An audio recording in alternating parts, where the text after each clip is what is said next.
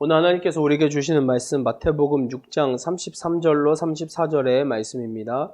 그런즉 너희는 먼저 그의 나라와 그의 의를 구하라. 그리하면 이 모든 것을 너희에게 더하시리라.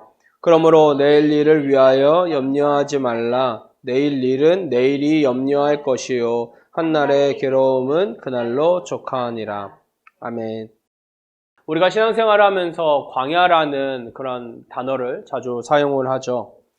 광야의 이미지가 어떻습니까? 고난, 외로움, 질병, 방황과 같은 그런 이미지들을 먼저 떠올리게 됩니다. 그러나 조금은 성숙한 그리스도인이라면 이런 광야의 이미지를 반발자국 앞선 신앙의 눈으로 보아야 하지 않을까 생각합니다. 인내, 치유, 인도하심, 동행과 같은 단어들을 통해서 광야 가운데에서 불기둥과 구름 기둥으로 인도하셨던 그 하나님을 우리가 생각을 하게 되지요. 여러분은 광야 어떻게 생각하시고 표현을 하십니까? 흔히 광야를 학교라고 이야기를 많이 하죠. 광야를 배움의 장소라고 생각하기 때문에 그렇습니다. 자, 그렇다면 이 광야 학교의 선생님은 누굴까요? 선생님. 하나님이실까요? 저는 그렇게 생각하지 않아요. 광야 학교의 스승은 광야 그 자체입니다. 광야 그 자체. 하나님은 그 광야를 걸어가는 우리의 참 부모가 되시잖아요. 자식을 학교에 보내놓고 말썽은 부리지 않는지, 선생님 말씀을 잘 듣는지, 또 친구들과는 싸우지 않는지, 자식을 위해서 중보하는 그런 부모와 같습니다. 스승은 지식을 직접 가르치는 근대적 교육만을 추구하지는 않습니다. 지식으로 가는 그 과정을 안내하고 길을 열어주는 그 역할을 하는 존재가 스승이라고 이야기할 수 있죠. 우리는 광야를 통해서 인생을 배우고 사람의 존재됨을 깨닫는 철학적 사고를 할 수가 있습니다. 지난주에 말씀을 들었다시피 사람이 철학을 공부하는 이유는 세상이 무엇으로 구성이 되어 있고 사람이 어떻게 살아가야 하는지를 탐구하는 것이라고 했습니다. 그런 의미에서 광야는 그 자체로 스승이 되어서 우리로 하여금 이런 철학적 사고를 할 수 있게끔 도와준다라는 겁니다. 그래서 이렇게 정리를 좀 하고 싶습니다. 광야는 우리가 진리를 터득하는 곳이다. 광야는 우리가 진리를 터득하는 곳이다. 이 진리는 누가 가르쳐 주는 것이 아닙니다. 스스로 그 광야를 통과하면서 터득을 할 수 있는 거죠. 광야는 한 곳에서 정착하는 삶을 허락하지 않습니다. 계속 이동을 해야 합니다. 움직이지 않으면 죽기 때문이죠. 그래서 광야에서 깨닫는 진리가 진짜라는 겁니다. 자칫 죽음의 문턱을 밟을 수도 있는 아주 조심스럽지만 지극히 평범한 일상을 살아가는 것이 광야의 시간이기 때문에 그렇습니다. 이진희 목사님의 광야를 읽다라는 책이 있는데 이 책에 이런 글귀가 있습니다. 광야에서의 목표는 오직 하나다. 살아남아 무사히 광야를 통과하는 것이다. 금을 모으고 좋은 집과 곳간을 짓는 것은 가나안에 들어간 다음에 할 일이다. 광야에서는 그런 축복을 기대해서는 안 된다. 여러분, 광야에 일단 들어서면 물이 있는 곳을 찾아야 하고 양들에게 먹일 풀이 있는 곳을 찾아야 합니다. 이것이 목자의 역할이죠. 만약 양을 돌보는 목자가 금을 발견했다고 해서 이곳이 좋사오니 멈추고 욕심을 내면 얼마 지나지 않아서 양과 목자는 죽을 위기에 놓인다라는 겁니다. 금보다 더 중요한 것이 물이고 금광보다 더 필요한 곳이 바로 목초지이기 때문이죠. 세상의 기준에 빠진 인간의 욕심은 은과 금의 가치를 더 둡니다. 그러나 광야는 번영보다는 생존의 가치를 둡니다. 광야는 머무는 곳이 아니라 통과하는 곳이라 그렇습니다. 인생의 광야에 들어서는 순간이 있다면 반드시 끝나는 때가 있습니다. 광야는 지나가는 통로이지 광야 자체가 우리 인생의 전부가 되지 않습니다. 그래서 잠언에 이런 말씀이 있죠. 잠언 7장 14절의 말씀인데요. 형통한 날에는 기뻐하고 곤고한 날에는 되돌아보아라. 이 두 가지를 하나님이 병행하게 하사 사람이 그의 장래 일을 능히 헤아려 알지 못하게 하셨느니라. 인생의 곤고한 날만 계속 있는 것이 아닙니다. 형통한 날도 있습니다. 하나님은 이 두 가지를 병행하게 하셨다라고 이야기하죠. 우리는 형통한 날이 하나님의 축복과 은총의 시간이라고 말하지만 사실 광야의 시간 속에서 우리는 하나님을 더 깊이 경험을 할 수가 있습니다. 그래서 잠언의 저자는 곤고한 날에 되돌아보아라 이렇게 요청을 하고 있습니다. 무엇을 되돌아보라는 겁니까? 내가 살아온 시간, 내가 살아온 인생, 어떻게 하나님께서 함께 하셨는지 그것을 깨닫게 하신다라는 겁니다. 내 인생에 참 진리가 숨어 있다라는 거죠. 근데 그 진리는 형통한 날이 아니라 곤고한 날에 지나온 시간을 되돌아보니 깨달아지더라는 것입니다. 이렇게 우리는 일상을 살아가면서 광야의 진리를 깨닫고 일상의 신비 속에서 살아가고 있다는 거죠. 오늘은 우리가 이 광야를 지나면서 경험하는 진리에 대해서 좀 같이 나누고 싶습니다. 첫 번째, 광야에서 배우는 진리는 겸손과 겸비입니다. 겸손과 겸비. 광활하게 펼쳐진 광야에서 인간은 아무것도 아닌 존재가 되어버립니다. 아무리 돈이 많아도 힘과 권력이 있다고 해서 광야에 들어선다고 해도 길 잃어버린 양과 다를 바가 없다라는 거죠. 광야에서 몸소 삶의 진리를 터득한 목자가 없이는 광야를 통과할 수가 없습니다. 실리콘밸리에서는요, 빌 게이츠 그리고 애플의 팀 쿡이 주인공일 수 있습니다. 그러나 광야에서는 다릅니다. 그들도 광야에서는 학교 한 번 다니지 않은 목자의 말을 따라야만 살 수가 있습니다. 거기서 수학이나 공학적 계산은 아무리 한다고 해도 결국 목자의 경험을 따라야만 합니다. 목자가 가이드고 지도이기 때문이죠.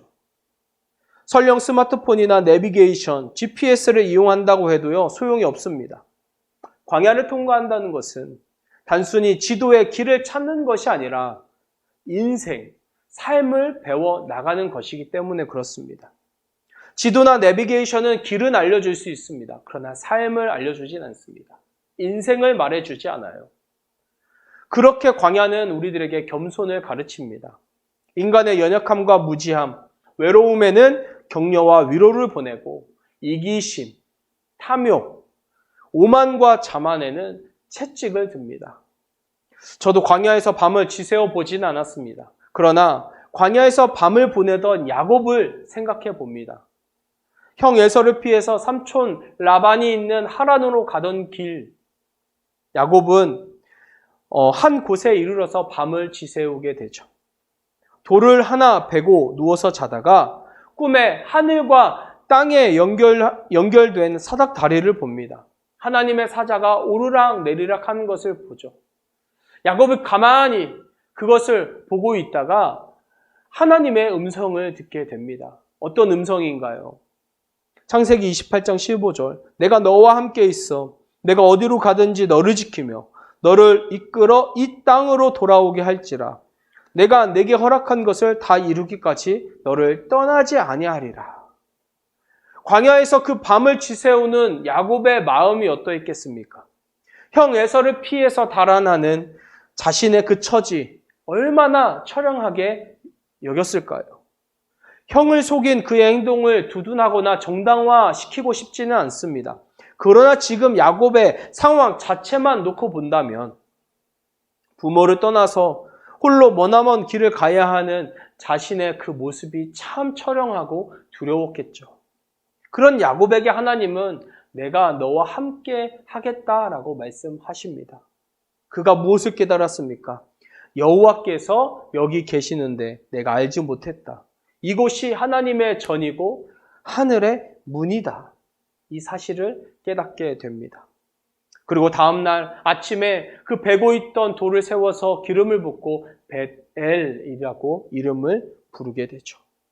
여러분, 여기서 단순히 야곱이 하나님의 위로만 받았을까요?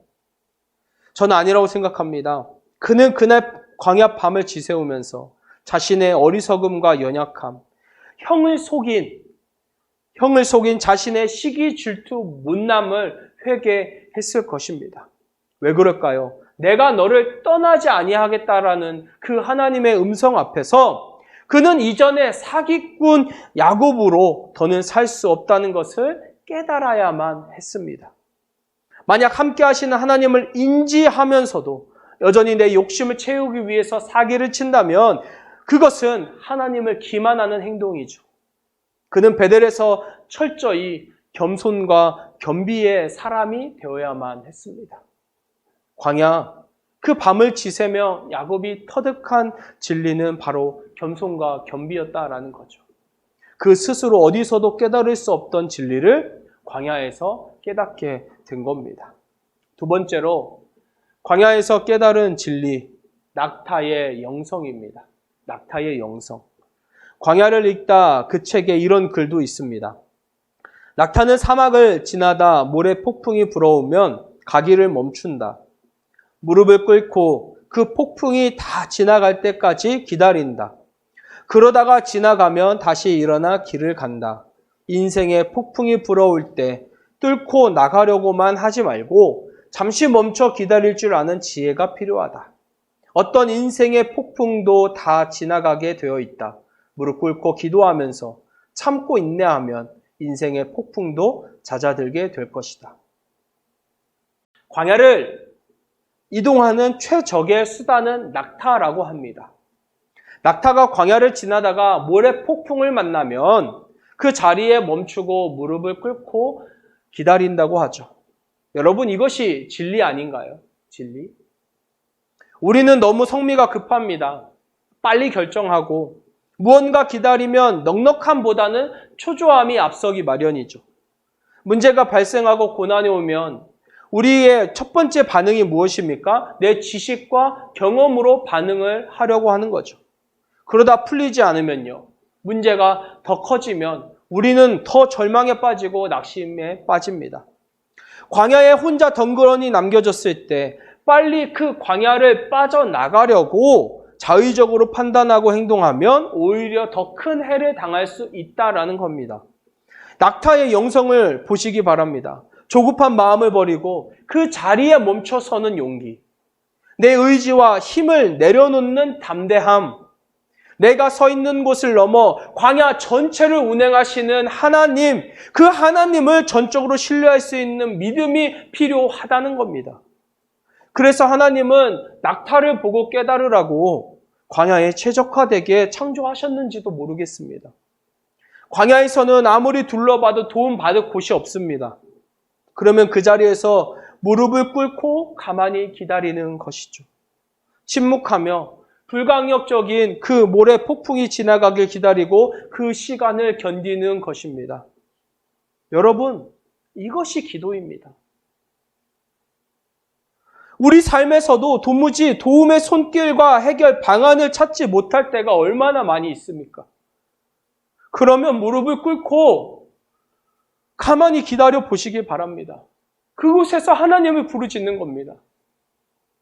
기도가 무엇입니까? 그 하나님의 손을 붙잡는 겁니다. 그 손을 붙잡고 울부짖고 하소연하는 겁니다. 기도가 별겁니까? 내 안에 응어리진 것들을 하나님께 모두 토해버리는 거죠. 그것도 하지 못해서 맨날 남의 기도나 따라 읽고 주문 외우듯이 하는 게 무슨 소용입니까? 그러니까 광야를 만나면 한 발자국도 내디딜 그 힘이 없는 거 아닙니까? 영적인 근육이 없잖아요. 낙타도 광야에서 살아가는 방법을 스스로 터득하면서 살아가는데 그리스도인인 우리가 이 땅에서 하나님의 사람으로 살아가는 방법도 터득하지 못한다면 너무 심각한 거 아닌가요? 내가 그리스도인으로서 광야 가운데 무기력하고 무능력하다면 무언가 서두르려 하지 말고 낙타의 영성을 우리가 배우길 소망합니다. 세 번째, 광야는 철저히 하나님의 개입하심이 허락된 장소입니다. 하나님의 개입이 허락된 장소. 여러분, 이스라엘 백성이 출애굽을 하고 나서 광야에 들어왔습니다. 광야에 들어온 그들이 첫 번째로 마주한 것이 무엇입니까? 출애굽기 16장 3절을 보면은요. 이스라엘 자손이 그들에게 이르되 우리가 애굽 땅에서 고기 가마 곁에 앉아 있던 때와 떡을 배불리 먹던 때에 여호와의 손에 죽었더라면 좋았을 것을 너희가 이 광야로 우리를 인도해내어 이 온 회중이 줄여 죽게 하는도다. 이스라엘 백성은요, 낯설고 새로운 환경인 광야를 바라보면서 45일 만에 폭력과 억압에 익숙한 그 애굽을 그리워합니다. 세계적인 구약학자 월터 브루그만의 복음의 공공선이라는 책에 이렇게 말을 하고 있습니다. 광야는 더없이 기쁜 곳이지만 그곳에서 우리는 너무도 쉽게 불안해하고 안전한 옛날을 그리워하게 될 수 있다. 이스라엘 백성은 곧 새로운 환경에 질려 강압적인 옛 시스템의 규칙성을 그리워했다. 해방을 무질서로 느끼며 법과 질서만 강조하는 이들과 비슷하게 되었다. 광야에서 누릴 수 있는 자유가 낯설었던 겁니다. 이 낯섦이 1차원적으로 먹는 것에 집중하고 있는 이스라엘 백성에게는 과거로의 회귀를 불러올 만큼 두려웠다라는 겁니다. 낯섦이 두려웠던 것이죠. 그런데 이것을 이스라엘 백성의 잘못이라고만 할 수는 없다라는 거죠. 그렇게 오랜 시간 애굽의 시스템에 세뇌당한 것이기 때문에 그렇습니다.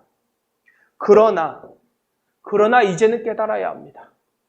광야는 바로의 힘이 미치는 곳이 아니라 하나님께서 직접 개입하시는 곳입니다. 먹을 것을 걱정하는 이들에게 하나님은 하나님의 방법대로 풍성한 만나를 허락하셨습니다. 애굽의 약탈적이고 폭력적인 식량 배급 시스템과는 전혀 차원이 다른 풍성하고 평등한 하나님의 나라, 하나님 나라의 시스템이었습니다.